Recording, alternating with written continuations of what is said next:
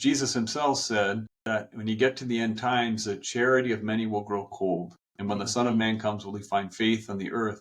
We know from Revelation, from Jesus' own words, that at the end of the world, that sin will be so widespread, Satan will have so much control and dominion that it will take a miracle for God to rescue his people. He says if those days had not been shortened, then even the elect would be deceived, So therefore, we're in those end times. We don't know exactly how close we are to the end, but we're in them.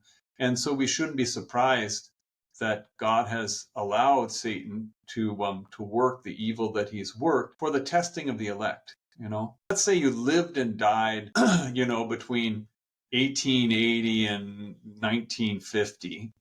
If you were a Catholic in the United States in that time, you might have suffered a little persecution in your youth or whatever, but by the time you got to the 1950s, it was A-list Catholic, actors and making these big Catholic movies like The Bells of St. Mary's, and Fulton Sheen's Life is Worth Living as a #1 rated show on television. And, it was easy to be Catholic in those days. It was easy. And now, we live in a time in which just saying the truth about the basic realities of things, that they're men and women, that human nature is not supposed to have multiple genders, right? There's just male and female, that a man can't be changed into a woman and a woman can't be changed into a man, that marriage is between one man and one woman, and it's for the sake of a generation, the education of children. Just stating those things, not even truths of faith, not even things about the Eucharist or the Trinity or anything.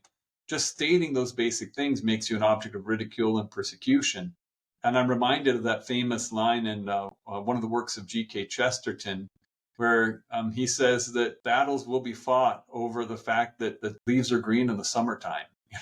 And that's where we are, you know what I mean? Where we're in this kind of crazy world where darkness and sin and Satan have had so much dominion and control that even the basic truths of reality that everyone knows without any revelation are obscured in human hearts. So we should look at that and say, that means that for us, there's greater glory in heaven.